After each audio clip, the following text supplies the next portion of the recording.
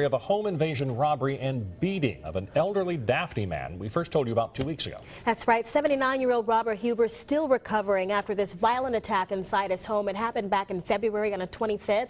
And now we are happy to tell you he's getting some help from a lot of you. Fox 10 News reporter Corey Pippen joins us now with the latest on this. Corey?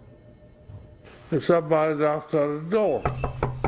Well, I answered as soon as I opened the door. He came in and pushed me back, pushed the wheelchair me down. That was Huber not long after the vicious robbery and beating that daughter Kim McLemore says nearly took his life. Today, she and her sister Debbie, along with law enforcement, announced a $500 reward from a third party for any information leading to an arrest. My heart goes to him to think that you would even think to do that to somebody.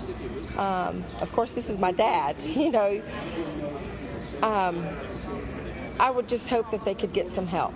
You know, it's not the right thing to do to anybody. Authorities say they believe at least 2 people were involved in beating him and stealing a large TV. There potentially could be more. You know, with the property that they stole, I find it very hard to believe that they walked to the victim's house. So we're looking for any kind of vehicle description. We're looking for any kind of description of who might have been walking around the neighborhood that night. The nonprofit organization Disaster and Victim Services says a grant from the Home Depot Foundation will go toward upgrading Huber's home to make it wheelchair accessible. For something like this to happen to a veteran who is disabled, there's no words for what these people have done to this community.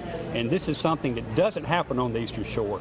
And we want to make sure it doesn't happen again to anyone. McLemore says her family is thankful to the community. Are so grateful for everybody that has stepped in to help us.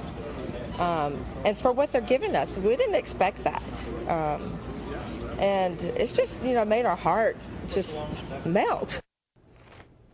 And that was our Corey Pippen reporting. Now, crews say they plan to start work on Huber's house this week. His family wants to have him back in his upgraded home by his 80th birthday, which, by the way, is next month. If you have any information about the crime, you should call Daphne Police.